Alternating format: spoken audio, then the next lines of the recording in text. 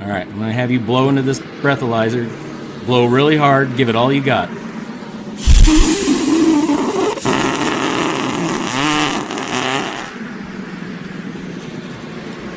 Oh my God! What did I pass? You shouldn't even be alive. You blew a 666. Wow, is that a pass? Did I win? Mother, man.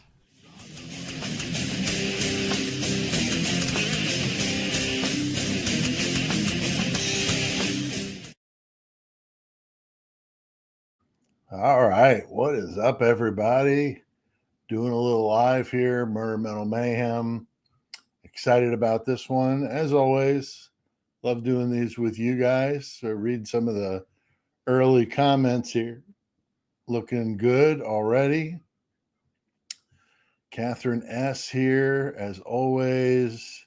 My good friend Carl Thomas is here. Already got some good comments coming from Carl. He's the man.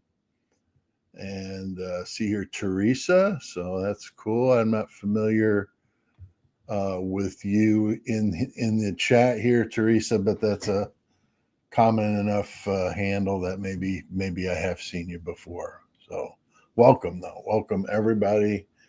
As we get people kind of filtering in here. James Berzonskis. That's a cool last name. Aloha. I see my mom is in here, Adele, the first and only Adele.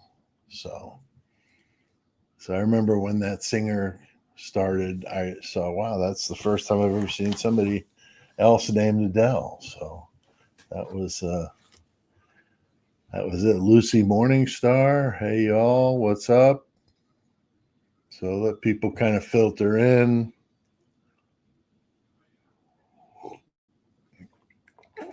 Back when I used to do training classes, the guy that taught me how to do it, he was the master of storytelling. And I just learned a lot from working with him, but he always put the more uncomfortable chairs in the back to encourage people to sit up front. And it was so funny because those people wouldn't care if those chairs were made of razor blades. They would have still sat in the back and they would have just suffered, even though the nice plush chairs were up front. I always thought that was funny. And then eventually when the company got bigger and we had like all the same chairs, it looks more legit, then that took that little thing away. But it was funny while it lasted. Mom says, I wish I could sing like her and have her money. That's true, Mom. Just think of what we could do.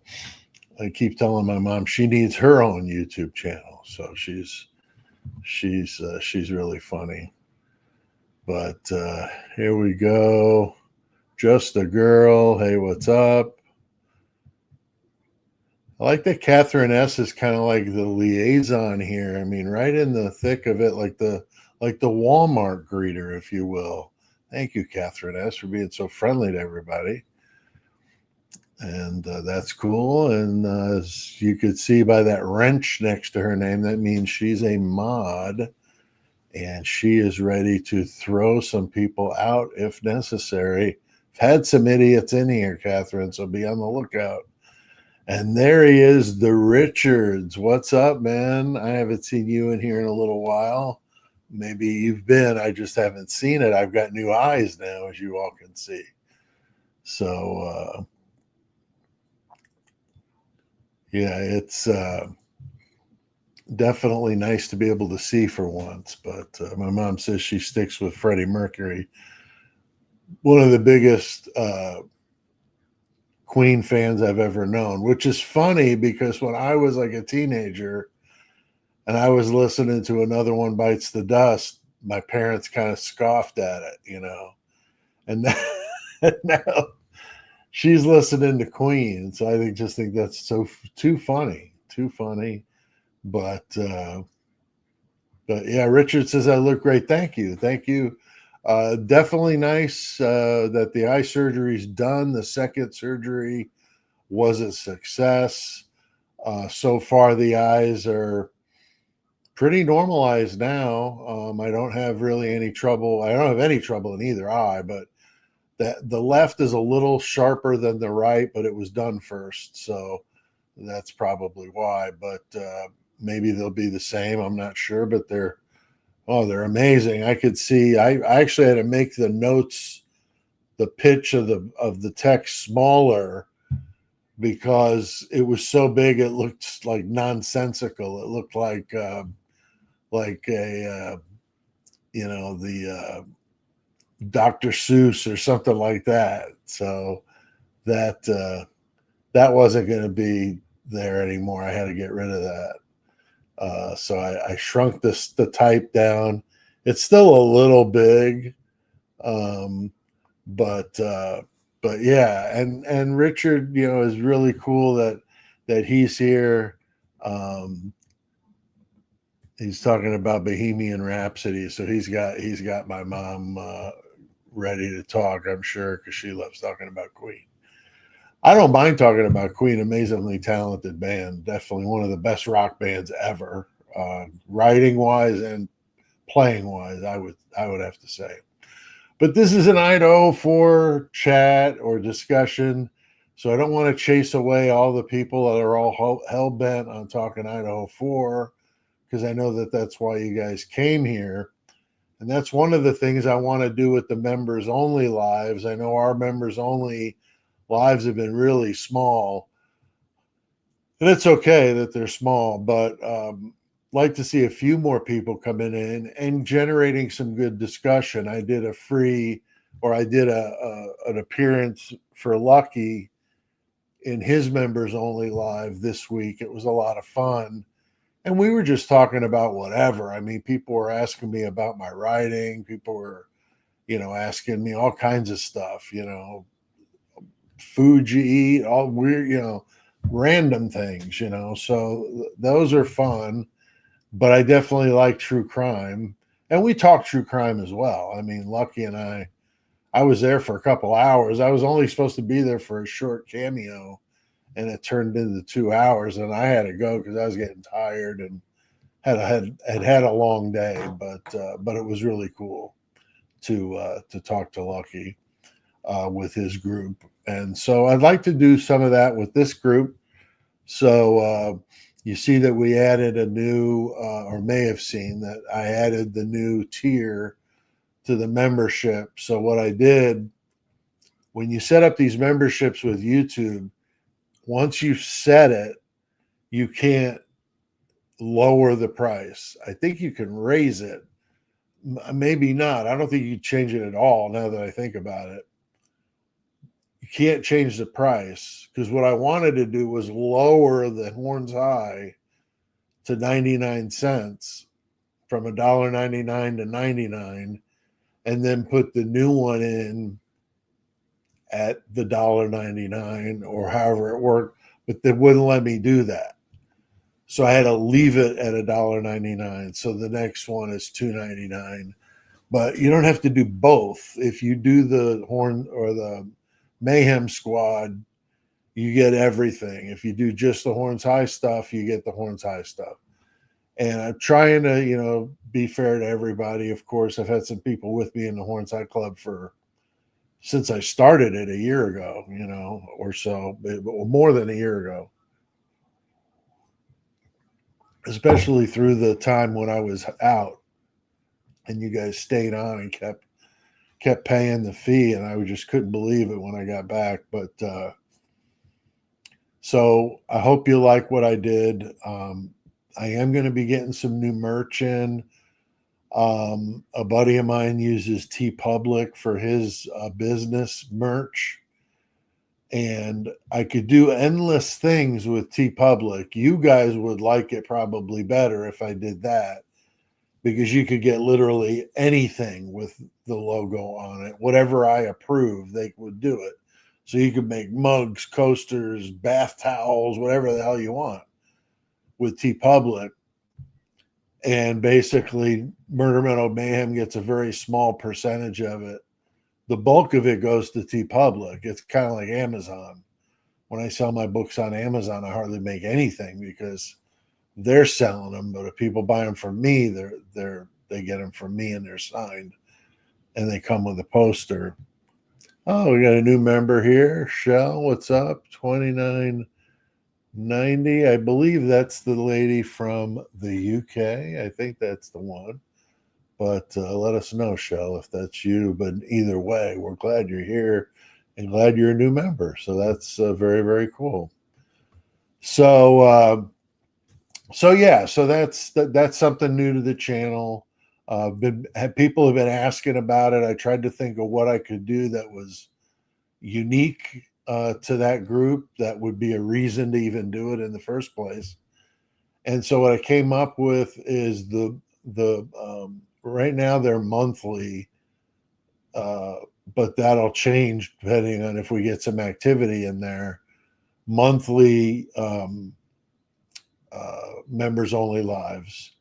And then each week, I'm going to email or post on the members only side of the community tab pictures from the studio.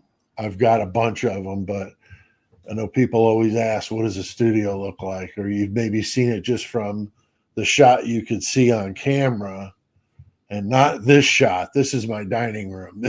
This is not what I'm talking about. But if you're not familiar with it, you go back a year and you watch some of those videos and you'll see what I'm talking about. It's wicked in there.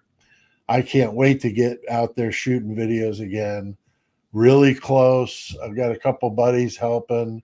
We're going to get a day together where we can all get in there and straighten things up and make it peat proof so I can get in there and do what I need to do. So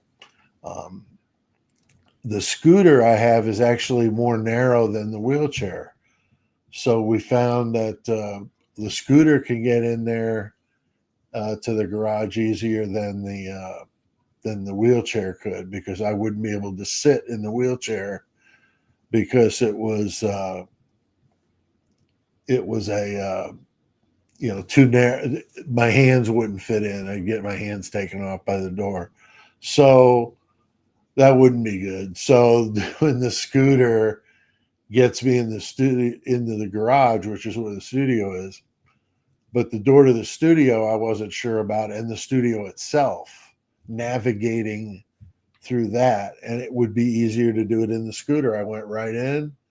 He moved a couple things out of my way, but I was able to get the scooter right in there behind the table, like I always sit, and pivot the seat facing toward the camera, and bam. So that'll be one of the pictures I send in the group going to members. So that's the kind of stuff. I've got tons of cool stuff in that studio, and I'd like to share it with you. And then once I get in there again, I've put off doing it, and I promise I will do it. I've got one on there, but it's when I first opened the studio, so it's not nearly as intense as it is now. I'm going to do a full studio tour in the daylight, and then once the lights go out, what it looks like in there, and you'll see what I'm talking about. But it's a cool environment to work in. I love being out there. I love writing out there too. Writing is super cool in the studio. And I got all the creature comforts out there. So got AC, got heat.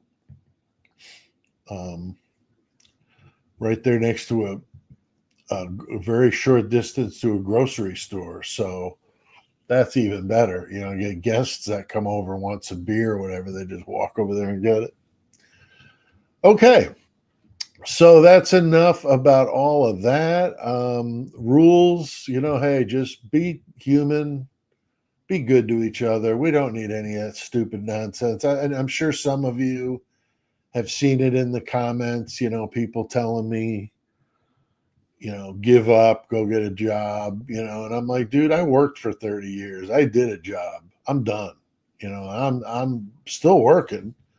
I'm just not doing that anymore working for other people and doing this for myself. and to be able to do something I enjoy.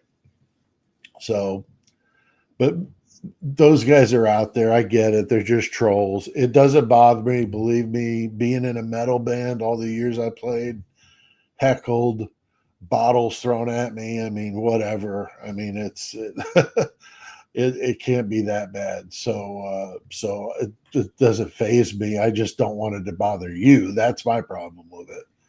Is I don't want them in there annoying you and then making you want to leave because you don't want to be in this environment. So that's why. If you're not a sub, please think about doing that before you go today. Do it now. Do it, so you don't forget. Like the video too. That's helpful. YouTube sees how many people are liking a video and commenting on the comments, and they see all that buzz, and they'll start pushing it out there to more people. That's how it works. So all that kind of stuff helps, and it doesn't cost you anything to do that. So. And if you're on the replay crew, which is totally fine, you can comment below just like you do on any video, and that helps. So all that kind of stuff really, really helps. We get quite a few. On average, I get about 1,000 that watch the live, somewhere around 300 in the 200 to 300 actively in the chat. And then about another 2,000 to 3,000 watch on the replay. That for me, that's about typical for me on those.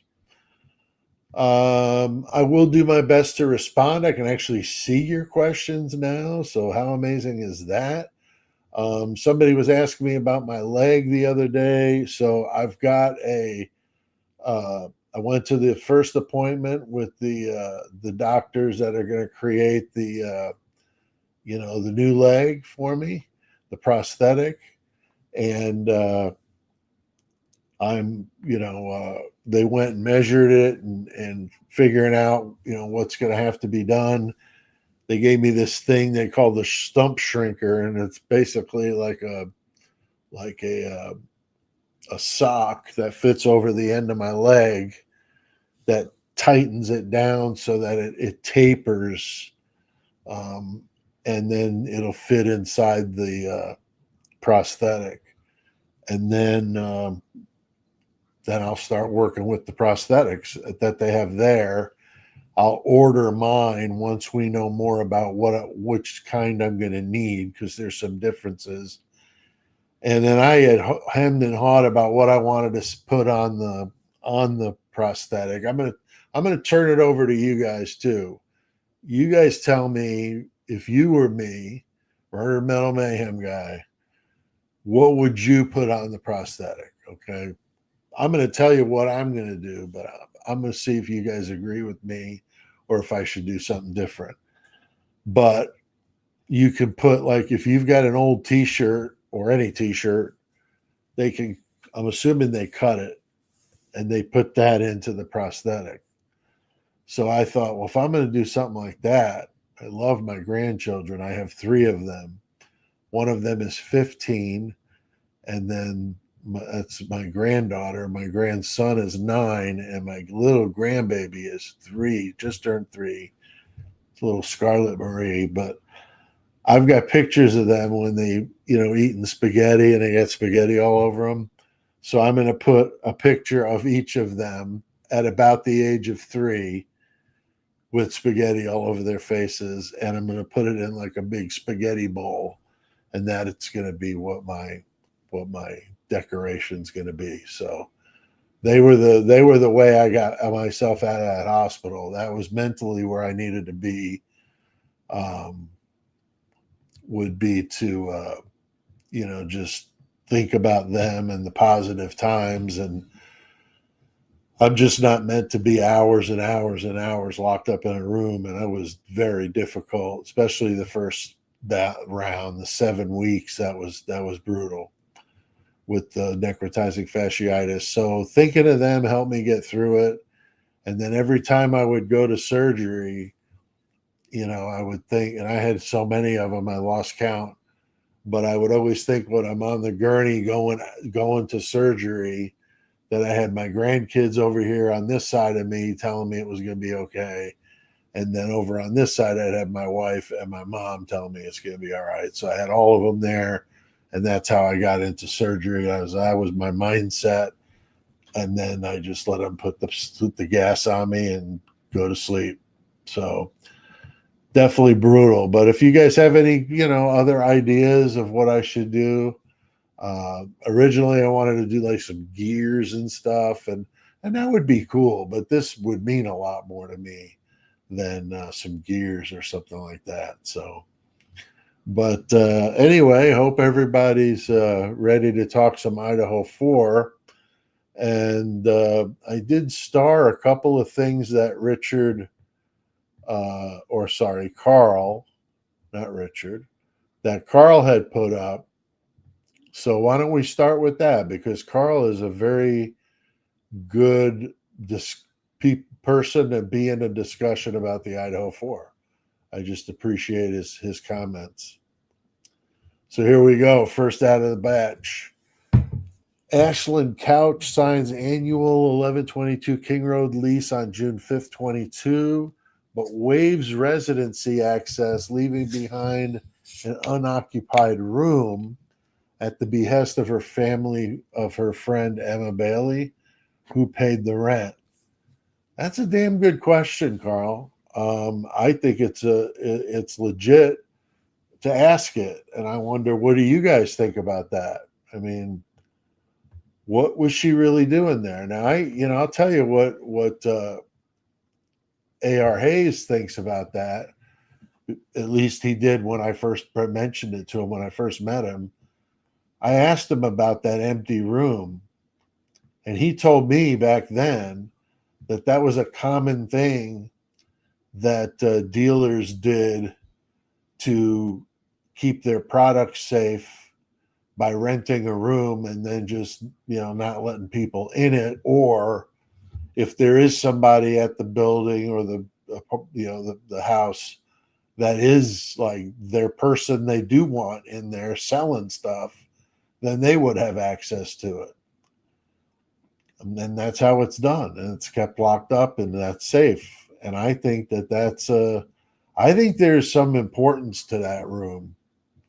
To be completely honest with you, I think there's a lot of significance going on in that room. I think that's where they were keeping stuff.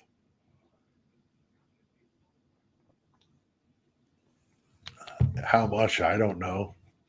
I don't know anything about that business. I'm just saying that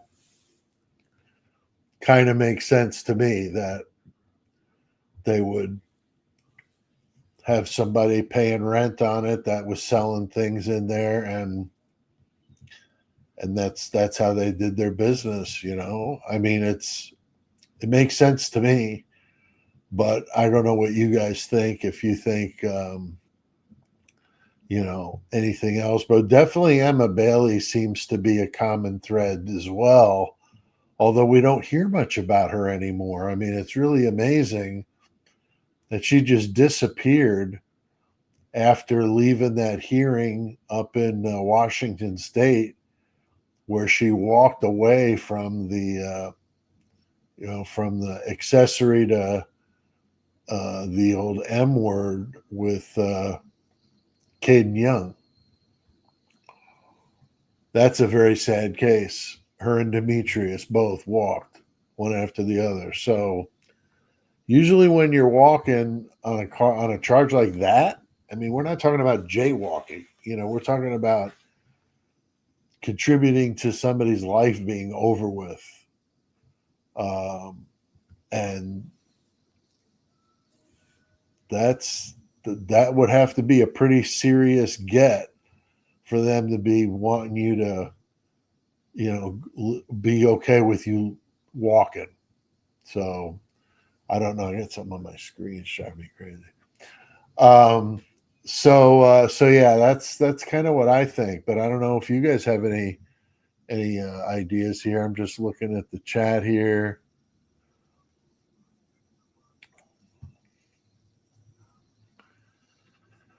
Yeah, here I like this one.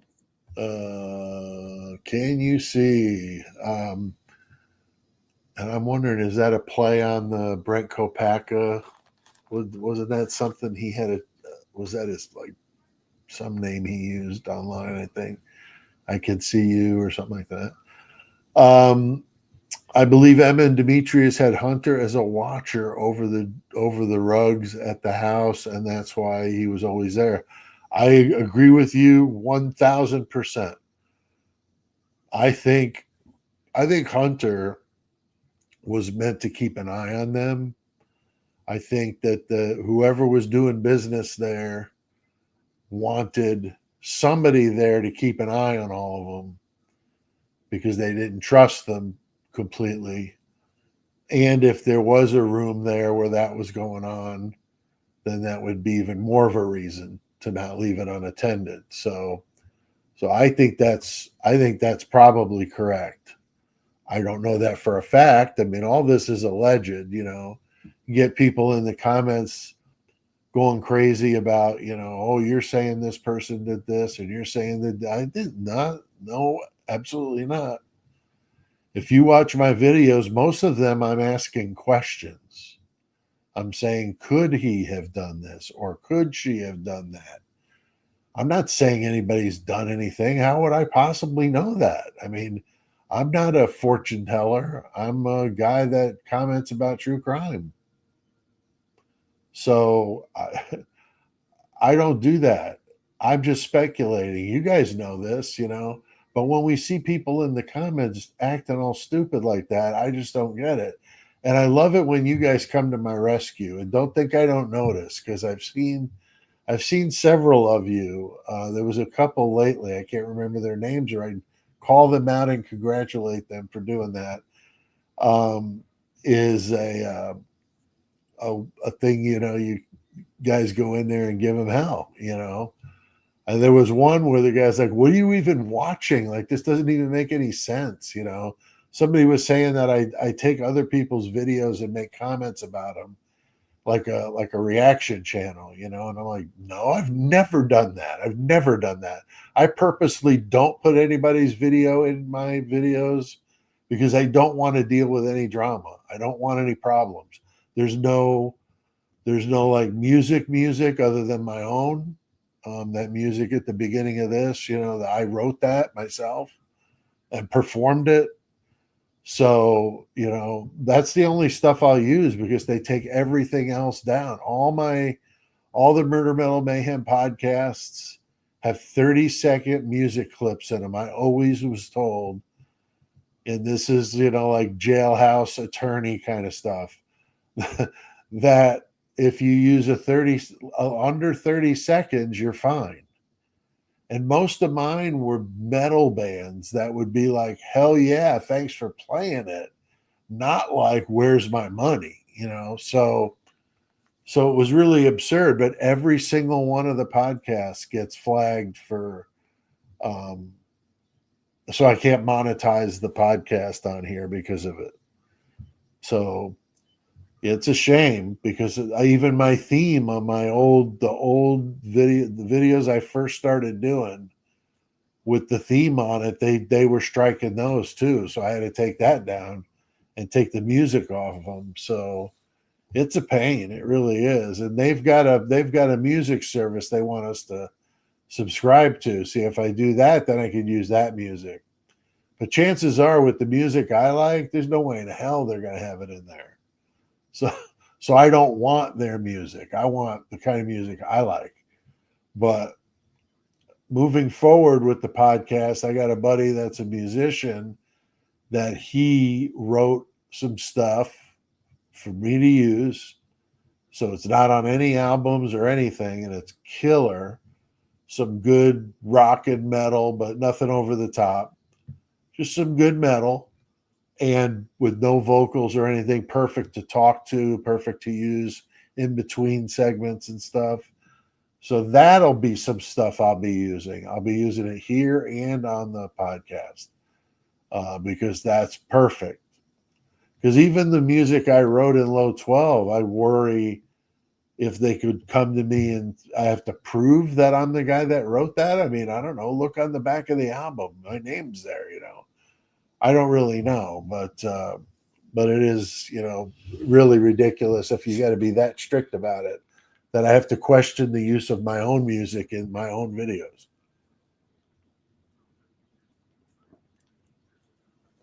So, yeah, that's the bad side of the YouTube game. But other than that, I can't complain. I can't complain. And I get quite a few people. I see some people here saying they like metal, you know, and people that don't. I mean, I was only using 30-second clips, you know, so it was like something that if you really don't like it that much, you could just either skip it or just turn it down for a minute and it comes right back and it's just bumper music, you know, but anyway. Yes, this is a good one here. Susan is asking, did I see the video of the friend of Brian saying there's no way he did this? Yes, I did. Yes, I did. And I was pleasantly surprised when he went over the list. I don't know how many of you guys saw that. And then I wound up doing a video about it. And I got all kinds of people giving me crap about doing that video. Like, who cares that you're on this guy's list? I thought it was really cool. So he had a list. He's saying how he knows Brian. He didn't say how. And he's 42. So he's 12 years older than Brian. So don't know. But that he knew he's from Pennsylvania, Western Pennsylvania. And he goes through, you know, Brian wouldn't hurt a fly. He's just not like that at all. Physically couldn't have even done it.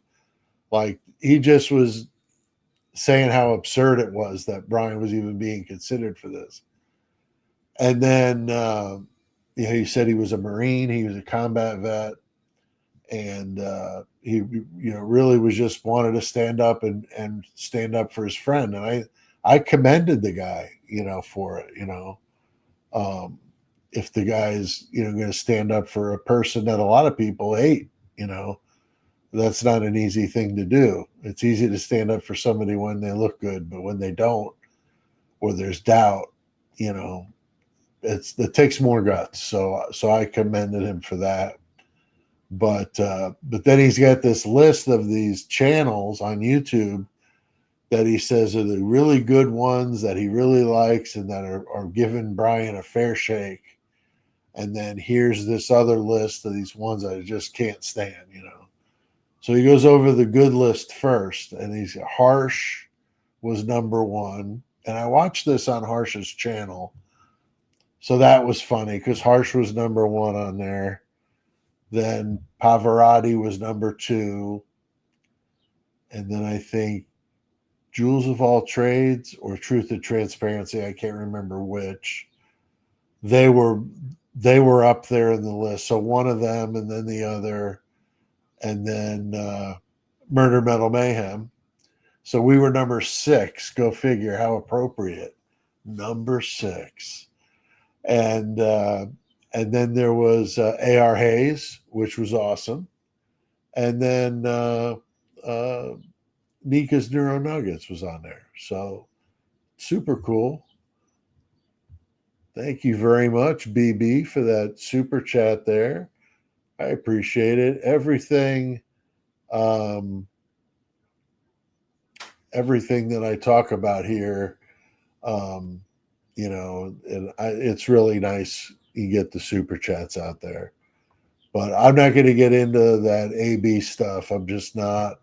I'm not saying that's not. There may be some truth to what you're saying, but I don't. I'm not going there with that. I just don't need that in my life, so I'm not going to go there with that. Here's another super chat. Wow, he was really popping here. I'll make sure I get that person up on the screen.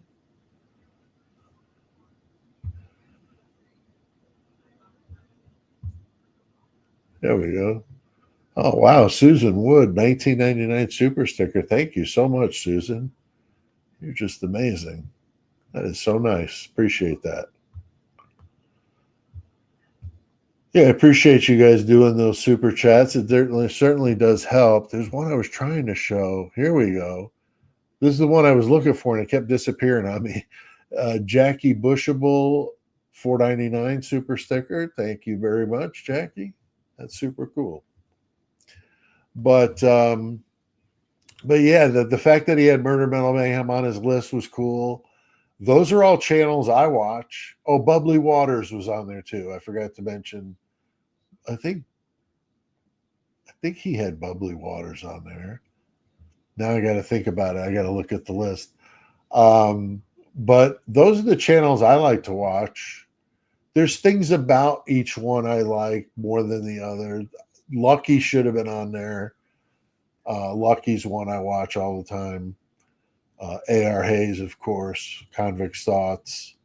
But there's always new ones, I like Chaos Sector. There's quite a few that are out there that I like. I do like Truth and Transparency if I've got the time. And she's deep diving on something, that's where you want to be because, man, she's thorough. And Jules of All Trades is the same way. So I like both those ladies. And I like Huda London and Bubbly Waters to a degree. And if it's on a subject that I'm like trying to learn something about, those two also dig in. They're real good with the pictures. I wish I had the pictures they've got. Man, they got so many good ones that I can't find anymore. But they've got some really good pictures. They know who's who in the pictures, like at the grub truck and all that, which is extremely helpful. So that's all good. But yeah, that I think that that kind of thing adds to the mix. Everything, we get this friend of Brian's, and all of a sudden his channel's gone. The videos went first. First, he took one video down, then both videos were down, then the channel went down. But at the end of his video, he gave out his address. Or let me just say an address. I don't know whose address it was. But yeah, it was in Bell Mill. I think it was Bell Mill, Pennsylvania, which was an hour and 15 minutes from Albrightsville, where Brian's parents lived. So how he knew him, who knows? Maybe he worked with him when he worked at that fish place for that short time. Maybe he knew him from, knowing his dad and, fishing with his dad. Who knows? It could be a million things. But he said that he knew him, and he knew him well. So I'd have to at least give the guy the benefit of the doubt, right? So that's why I said in my video is I'm sure there's going to be all kinds of people making fun of this guy. I liked his attitude because he was just like, F this. These people are railroading my friend. This isn't right. And he was really going off about it, and he was saying he wasn't scared of any of them. That's why he gave the address. And again, not a good move, I wouldn't think, but that's his business. But he did. He gave his address out, and then then he was off, and then I don't know if anybody's seen him. I tried to get him to come on here. That would have been amazing, but it would have been great to get him as a guest. And I asked him, and I've asked him in multiple lives I've done since then, is hey, come on, talk to me. Here he is, Mr. A.R. Hayes. I see him in Convict Thoughts there in the chat. Very good to see you, A.R. Tried to call you earlier. It went to voicemail, and I'm pretty sure I called the right number. I don't even know why your old number is still in my phone, but I have it as AR new contact. And you would think by now I would have erased the old one, take the new contact out there, and just make it look a little sharper. But because I'm pretty OCD with stuff. So that would be something I'm surprised I haven't done yet. But good to see A.R. Hayes in here. And A.R. Hayes was on that list too. So we had, there was 8 of us on the list. And then the bad list, it was so funny because, like I said, if I like the guy's honesty, because he was just going off and he was saying how much he hated that Tony Bruschi, calling him fat, and it was really ripping on him, And I get people that call me fat too.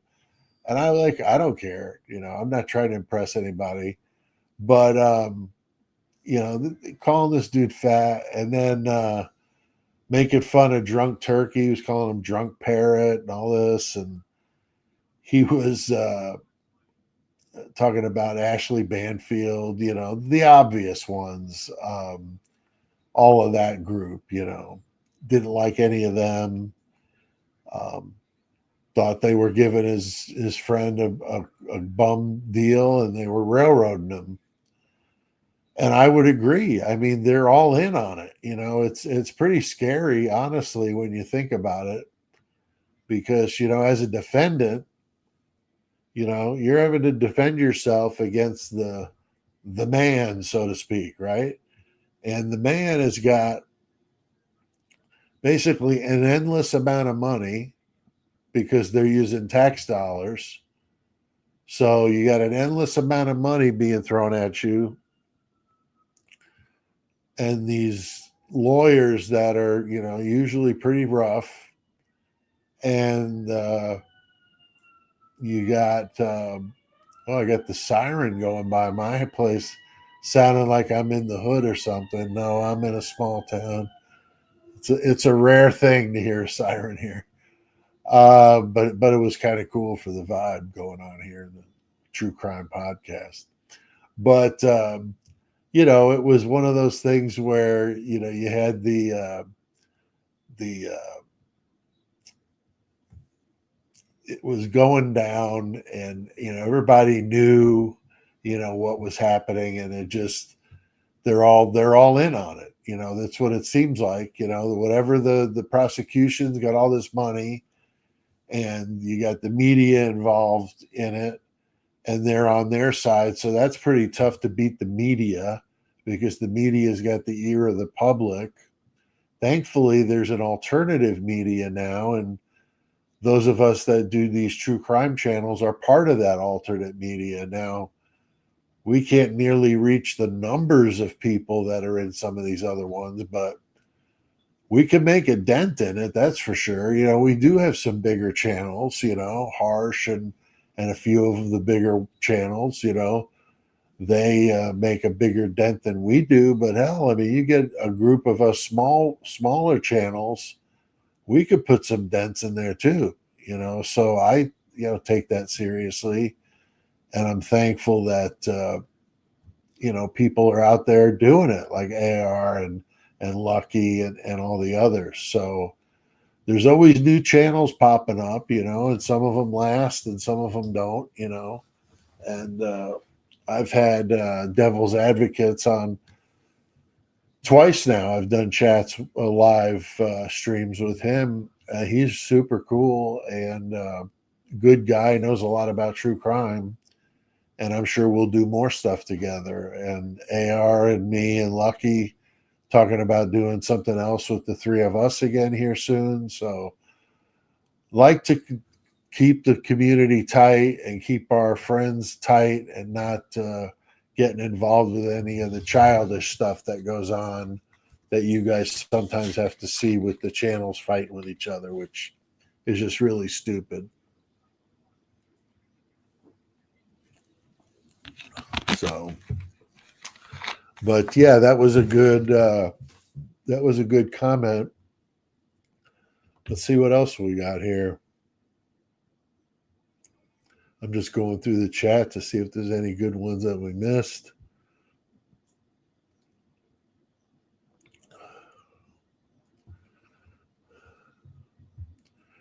Here's another one from Carl Thomas. Kaylee's move out October 22nd, 2022 coincided with Alpha Gamma sorority's riot. disorderly conduct on Greek Row, female screaming, angry shrieks, shouting match, all that. Well, that sounds like fun. I love watching that stuff on the police body cam videos. That's one of my wife and I's guilty pleasures, is watching the DUI arrests on YouTube. And there's a bunch of them in Pullman, which is really funny. And I've seen that Emma Bailey one, which is really good. But that's interesting. I wondered why she packed up and left. And, with it being 3 weeks or so before the crimes, I would think that it may have coincided with her breakup from Jack. Because think about it. If she is moving to Texas and taking the dog and just up and moving, and he's all dejected because she dumped him, I would think for her sake, maybe she would think it would be easier to deal with it if she wasn't there. If she was in Coeur d'Alene, which is an hour and a half away, at least she wouldn't be right there to have to deal with him. I don't know that. I'm just surmising that because of the timing of it all, And then if this was going on at the same time, I wonder, is this why she left the sorority in kind of a midstream? It just seemed like everything with her happened very quickly, the way the timeline goes. So I wonder if all these events are together and that's why she left, or was going to leave for Texas, or was there something else, that she knew that there was something bad coming down and she didn't want to be there to deal with it. And the only reason why she was there when Dylan invited her as her plus one was to be at this, party or whatever, but really was to say goodbye to Maddie and show her new car before she rolled out of town. So just such a sad, tragic event. I mean, honestly, that if that's the case, if that's why she came back. And then, like Carl, I know you've mentioned this before in other chats we've done, is that a huge red flag on Dylan? Yeah, to me it is. To me, that's a huge thing. I mean, I can't believe that they're just treating her like this poor, defenseless little kid. I mean, give me a damn break with her. I mean, she should be in a cell next to Koberger. I mean, honestly, or let her take the cell over for a while. Give him a break. I mean, this is absolutely crazy that the person that invited her back for that weekend is not getting looked at like an actual suspect and is being shielded by not having her video available to the public. I mean, that's a bunch of BS.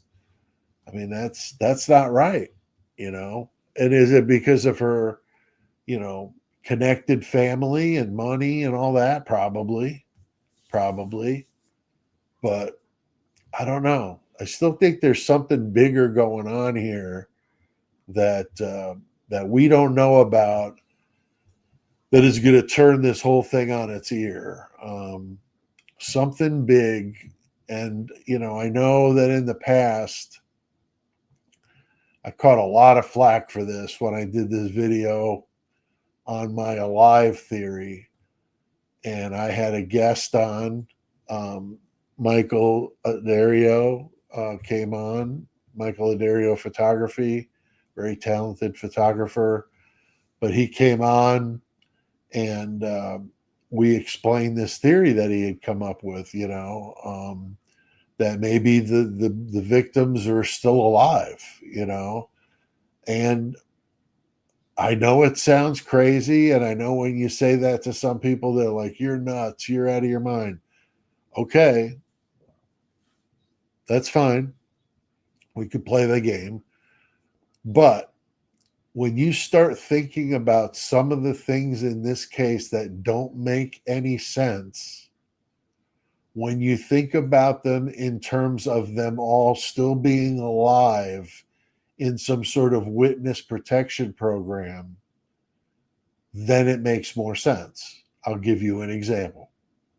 The 8-hour time delay. Why in the hell did it take them 8 hours to call 911? Obviously, something's up there. In my opinion, if you were to go with this alive theory, and again, I am not saying that I believe this is what happened. I'm only saying that I don't know what happened. This is certainly a possibility. Is it a long shot? Yes. But does that mean that it's impossible? Absolutely not. Absolutely not. So what if they were all alive? Why would the 8-hour delay mean anything? Well, if they were going to all be alive, they wouldn't all be alive at the same place, right? They're going to put them in different safe houses, wherever they got to hide people, whatever the government does when it comes to that. I don't know. But they're not all going to be in the same house. So they're going to put them in different places in the country. So to me, the 8-hour delay could be explained as they needed time to get them out of there and get them situated and safe and then call 911. So they weren't even in the area when that call came in. That to me makes more sense than what we've been trying to figure out.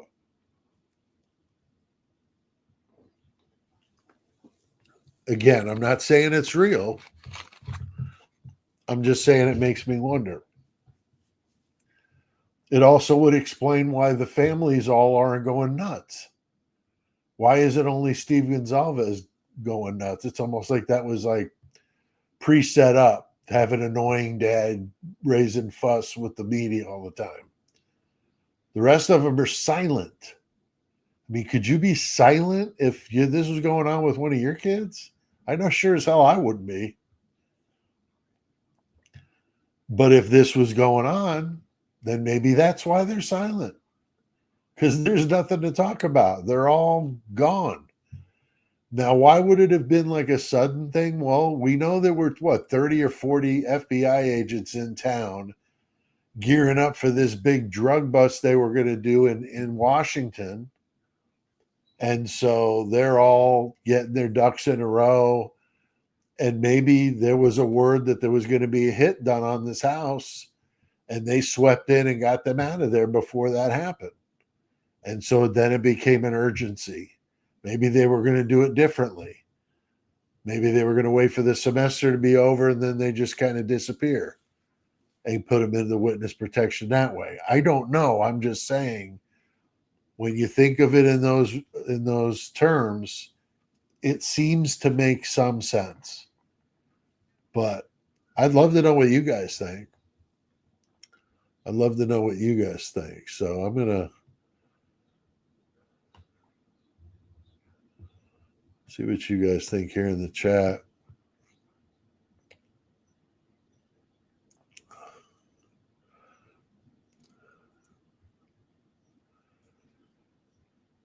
Yeah, I see that somebody's referencing the owner of the, at the time, begins with E.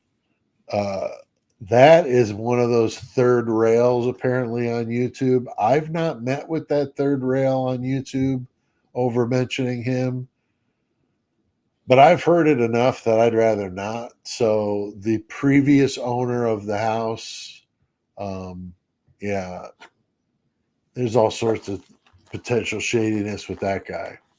So, yeah, I don't know. That's the problem is there's so many shady people in this story, you know? Like, if I was writing it, I would think there's too many shady people. There has to be a few normal people in the bunch. It's almost like you're watching a TV show, you know? It's skewed so much to people with lots of just nefarious things happening. You know, it's a very sleazy kind of underbelly to this area, I think. You know, I mean, from what I've heard and from what I've read, I mean, my gosh. All right.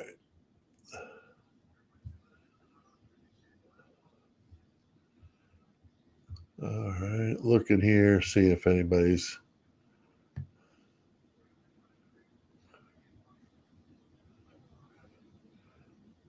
Yeah, Nancy Grace. I don't know if she was on his bad list or not. I think she's just implied that people. Nobody likes her. I mean, I don't know anybody that likes her. She's annoying. Definitely annoying.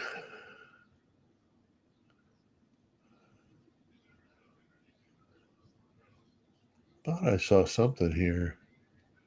Question for us. Yeah, it's hard to keep up. There's a lot of people in the chat, so I appreciate you guys being here. If you haven't already liked the video, please do that. If you're not a subscriber, please do that before you go.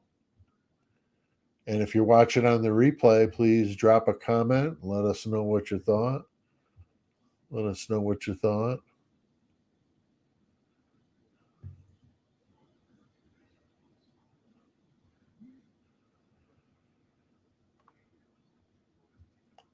So yeah, I do still hold it in my potential top theories. As wacky as it comes off, I think it's still possible, but I don't lean that way as to which one would be my top. I know that Devil's Advocates did a top 22 of his top theories he's either heard of or come up with himself. And he had the Alive theory from me in there at like 14 or 15. And so that's when I reached out to him. Excuse me, I was just watching him and he came out with that. And I was like, oh, that was cool, for the mention. And so that was funny. But it always seems like people mess up Murder Metal Mayhem.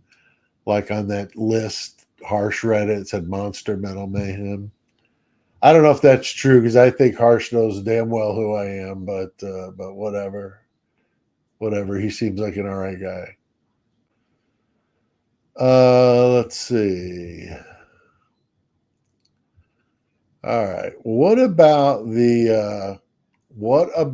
this DoorDasher? Now, hearing a lot of stuff about her. I did watch the video, the one of her with the last year's, I think it was, DUI arrest.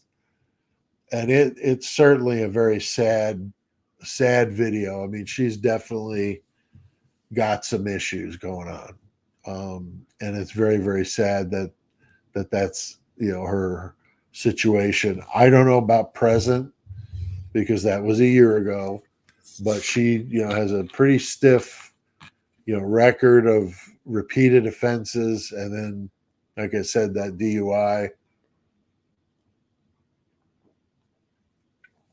But my question to you is that going to be a problem with the jury?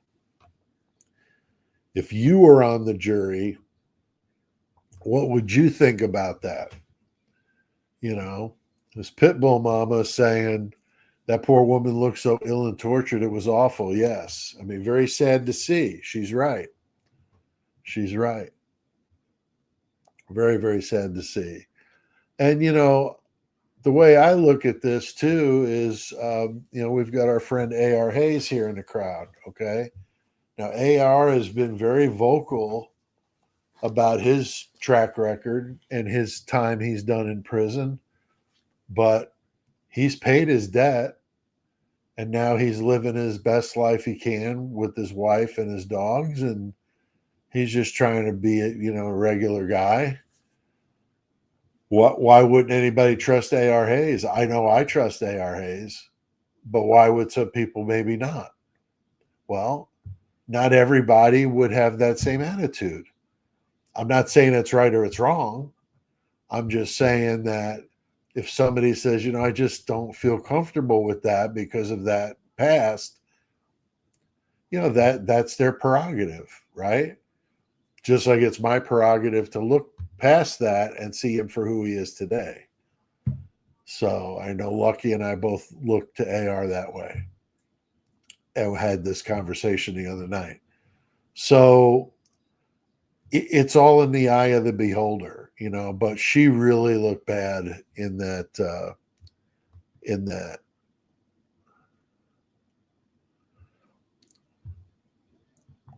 I see here, gave you some praise last night. Not sure who you're talking about, if that's me or if that's AR, but if it's me, I appreciate it.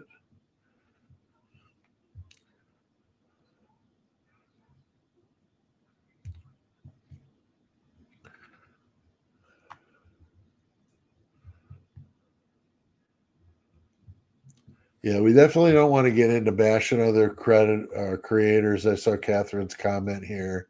So yeah, let's not do that. All right. I've got some that I don't care for either, but I'm not going to say anything like that on here. I'm just not going to say anything.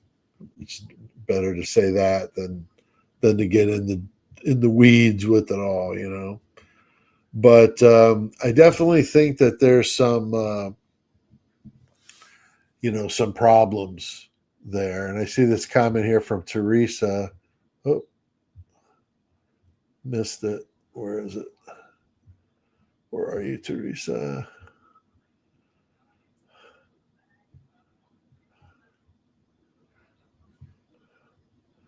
It was Teresa made a comment about Delphi, that she says that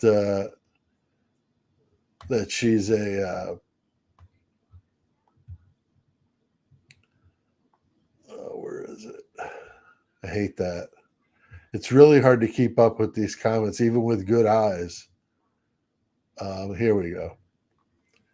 Yeah, that sadly the fix is in for Brian, just like in Delphi. I sure hope not, but my gosh, I don't know how to not look past some of the stuff we see, you know, like this recent hearing with trying to delay the trial, you know. But the one thing I'll say, and it may not be, you know, popular with some people here, is I get that what Ann Taylor's saying is that she's just buried in evidence, potential evidence, and there's just not enough hours in a day to go through it all.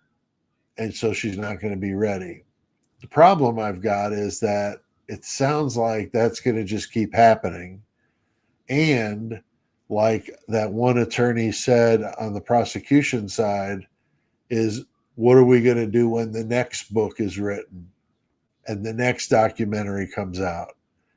You see what I mean? So while I'm on the leaning the defense side of this currently, then I'm thinking, let's just get the damn thing over with. Let's just do this trial.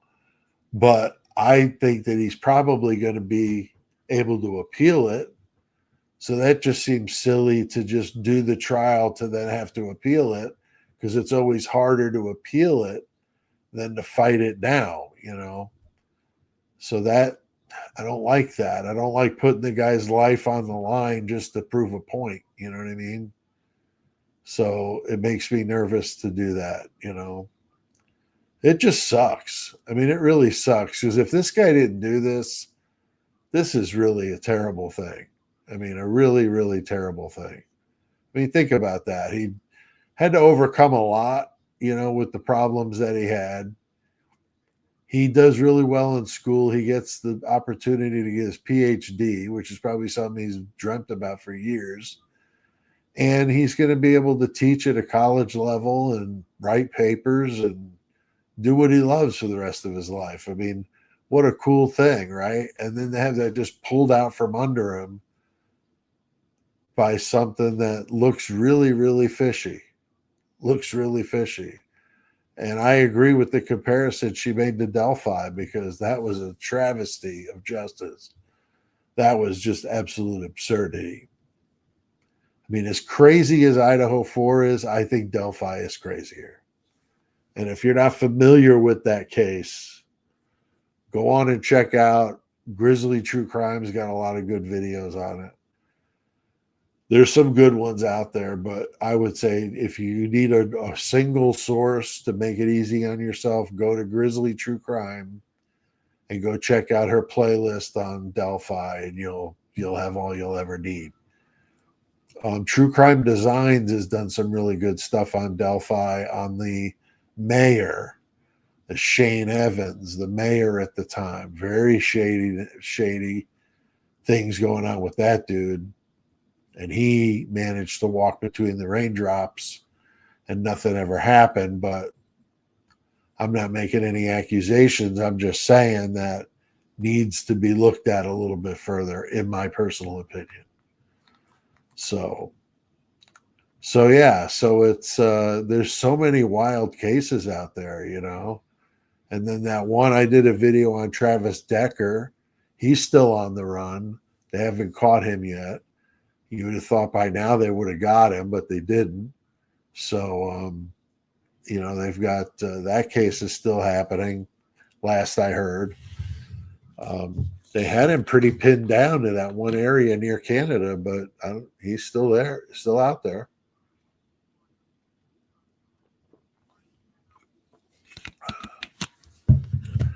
Very good. Well, I know some of you did some super chats, but sometimes people want to do that other ways with a tip or something like that. So if you want to do anything like that, you can PayPal it or Cash App. If you Cash App, it's free. I mean, there's no charges or anything, so that's pretty sweet.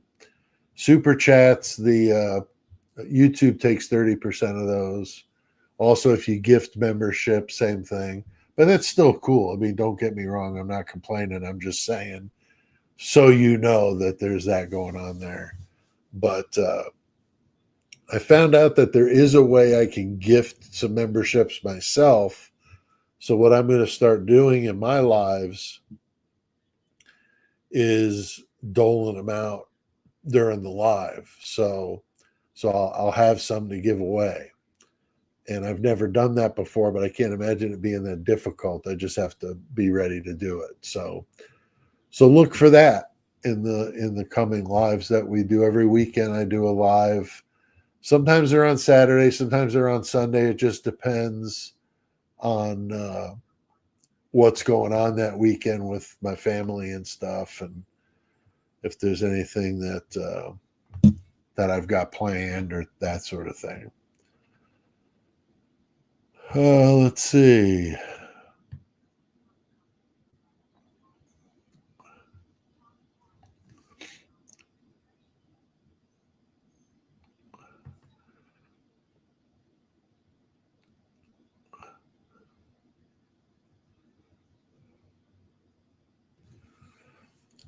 Yeah, here's somebody that speaking good of Huda. Was this somebody different? Okay, I was thinking Huda London. And Huda's in London, so I don't know if this is the same person or a different person. But I like Huda London. If this is somebody different, I'm not familiar with them.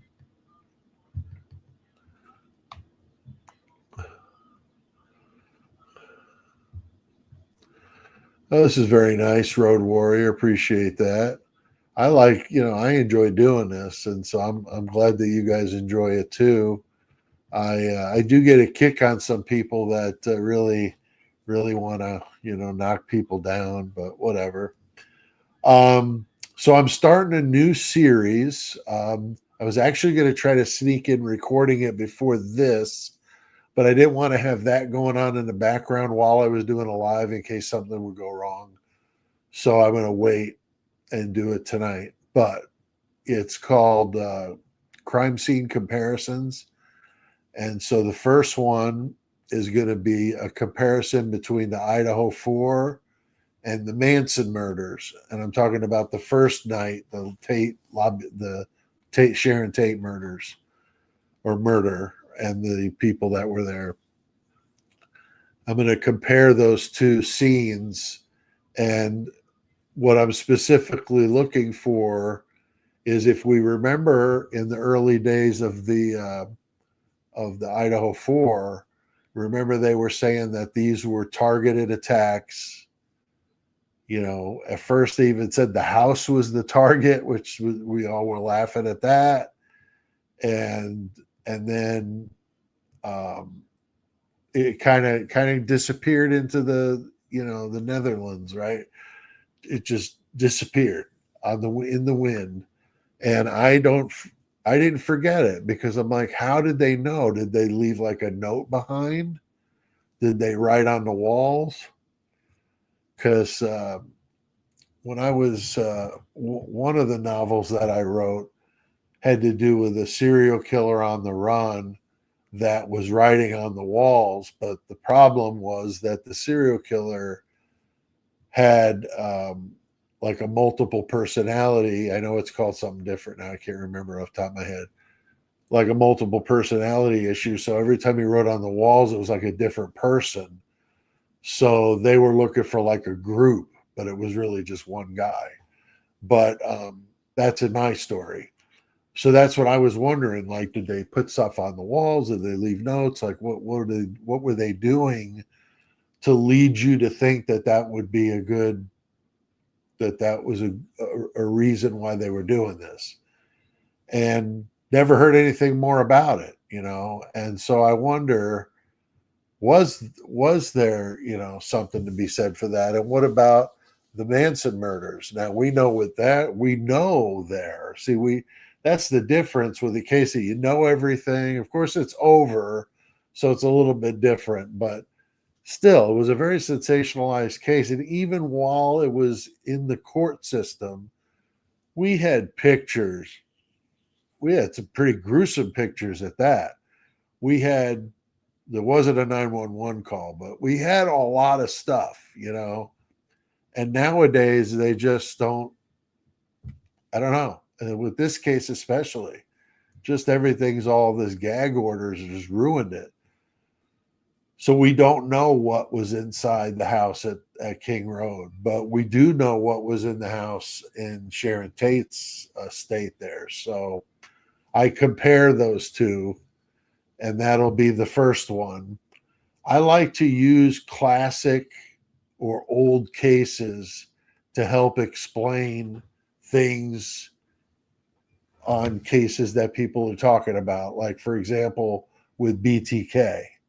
BTK, when he was caught, everybody was really going nuts about, what he was doing and the bind, torture, kill and all that. But once I learned where all that stuff came from, it made it make more sense that he was a big fan of Harvey Glattman. Now that's a name probably most people watching this have never heard before. It sounds like, an executive somewhere, Harvey Glattman. No, Harvey Glattman was, they called him the Glamour Girl Slayer, because what he would do is he had a camera and like homemade business cards and stuff, made himself look legit. And he would contact women and say that he was a photographer for these Pulp Fiction true crime mags, back in the day, with the girl tied up on the cover on the train tracks and all that. He was the guy that did those pictures, or one of them. There was a bunch of people that did it, but he did it for bad reasons. Because what he would do is once he would get him and tie him up, then he would tell him what he was really going to do with them. And they were, of course, horrified, and then he would take their pictures while they were horrified. Yeah, a sick person, to say the least. But BTK was obsessed with Glattman. Several of them have been obsessed with Glattman. Glattman was doing this during like the 50s. So Harvey Glattman, yeah, the Glamour Girl Slayer. There was only a few victims. They caught him pretty quick. But that's what I'm talking about, is taking something more obscure that maybe not everybody knows about. Now, I picked the Manson murders only because of the stuff they did on the walls and all that, and I can help explain the reasons why they did that, and then maybe try to apply it to the Idaho 4 as a potential way that they would have been led to believe that they were done by people that were there for, some twisted reasons, and they left notes and messages on the walls, which, as we know, they did. So,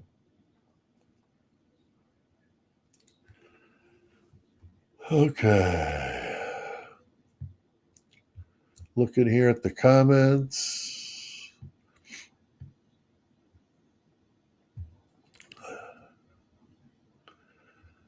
Yeah, I see Donna Lembo here. What's up, Donna? And a bummer that they didn't leave that pitcher in Schmidt to get his no-hitter.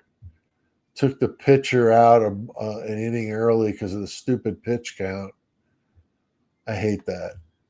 Yankees won, but that guy could have had a no-hitter, I think. Took him out in the 7th or 8th. So I hate that.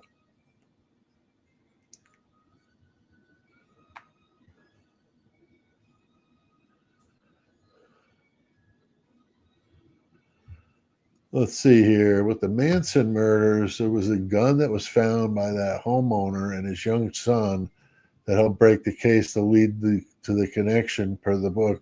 I think you are right. It's been a really long time since I've done anything with this case. That's why I was interested.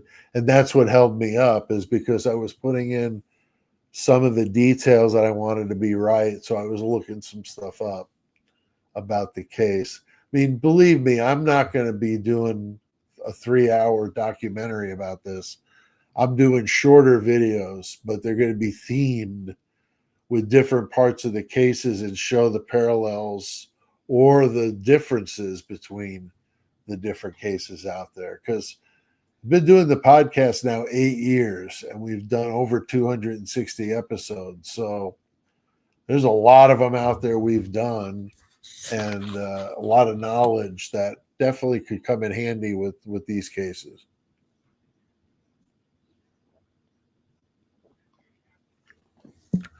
Like I said, I only went to college for a year. I didn't like it, and I just left.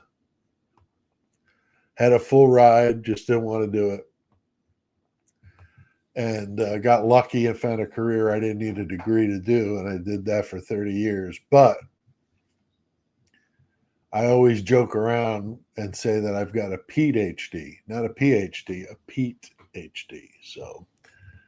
So there you go. Thank you, Lori, for the nice compliment that I'm looking good. I don't feel like I'm looking good, but hey, I'll take it. I'll take it. No glasses. And it'll be weird once I start walking with this prosthetic. I'm excited and a little nervous at the same time, only because taking a fall from that high up would definitely be more painful than falling out of my chair. So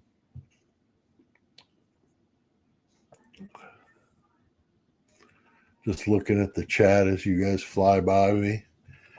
Let's see. We got about 12 minutes. I like to cut these off at an hour and a half.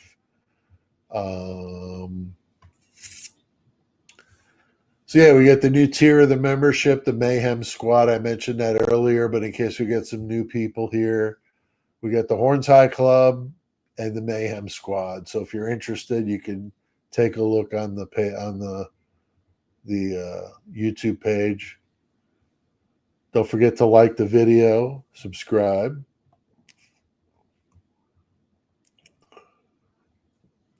Oh, I saw a video. This is pretty cool. I bet some of you have seen it as well. On Jules of All Trades, she just did a video. It was either last night or today. I don't know. I haven't been watching as much YouTube lately. But it was a recent one. But it was about a channel that she was contacted by that has very few subscribers, and that the guy is, really into AI and doing stuff like that. And he had done an analysis on the car, the suspect vehicle 1 car, and it was pretty impressive. He had like all the receipts, so to speak. He had everything. He had all the AI documentation and showed how he did it. And then on his page, he's got some video where he actually walks you through how he does this AI stuff. It's pretty neat. It's pretty neat. But what he does is he proves with AI that the car that they're all saying is suspect vehicle 1 is the green Elantra. They're able to show with this AI stuff where that plate is that's wrapped around. Of course, the prosecution wants us to think that that's not the car, because if that's the car, that's not Brian. But this guy proves that it is the car. And suspect vehicle 1 is the green car.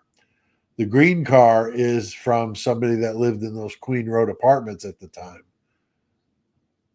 So I had heard a rumor, I don't know if this is true, but I had heard a rumor that that individual was, partaking in the sale of party favors.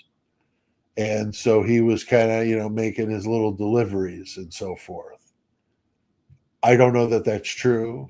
I'm not putting out the guy's name. I'm just saying that that's what they were claiming, but that could be wrong. But the fact that it's not the white Elantra that Koberger drove is pretty difficult to refute. So now they don't have him anywhere that they thought they did. And the problem is now the prosecution is pinned down to about 12 minutes from like 9:06 or 9:07 to 4:07 or 4:08 maybe. 4:08, 4:07 or 4:08 up till about 4:19, because you see the car 4:20 driving away. That's not a lot of time. And if they can prove by the use of Ray's intelligence that he was anywhere but that house in those minutes, they're done. Move on. Nothing to see here.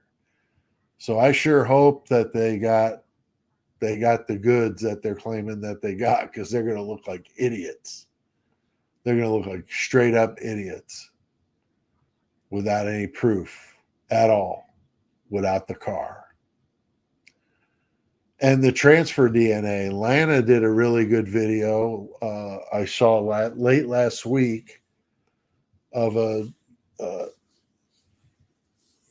Cal State, I think Davis or UC Davis, did a study that showed what transfer DNA is and used it in regard to the Idaho 4 as like an example, and showed that when they took a fake hand and put skin cells, like a material that would act like skin cells on it, and shook the hand of a regular hand, and then that hand went and touched that brass snap and snapped it shut. And then they analyzed it, and the amount of DNA on the snap was almost identical to the amount of DNA they found. So that would lend you to believe that it was not a direct touch, because it would have been a lot more. It was an indirect, passing it from one thing to another. So if that's the truth, then that shows that he didn't touch the snap. Somebody he touched the snap. That's a big difference. And if that's thrown out, then I don't know what in the heck they're going to do. Okay? So they'll come up with some 11th hour nonsense, but I just don't see it. I just don't see it. But it looks like Donna's putting out the link there to the video of Jules' video I was just talking about. Thank you, Donna, for doing that. Yeah, I mean, the DNA doesn't mean anything if that's how it's being done. Because if I sell somebody a shirt and I wrap it up and put it in a bag or a mailing container and send it to you, now my DNA is on your shirt. So if you go commit a crime, my DNA is going to be there just like you. I mean, that's ridiculous. I mean, there has to be some limit, and that's why very few people even allow transfer DNA to be used, because it's too easy to be moved around like that. And there's a case of Lucas Anderson, I think that's his name. It's Lucas is the first name, but where he was involved in an altercation with the ambulance, where they took the pulse ox on his finger, and then later that same ambulance crew responded to a homicide, and then they put the pulse ox on the victim's hand, and he passed.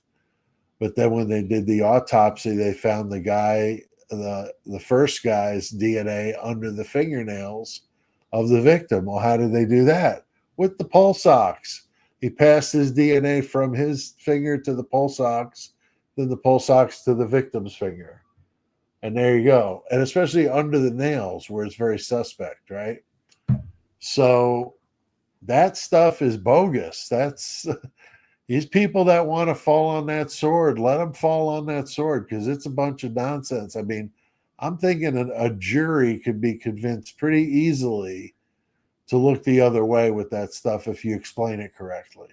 So if they want to hire me to come out there and show them how it's done, I'll come out there, I'll show them, I'll talk to the jury, we'll get them straight. We'll get them straight.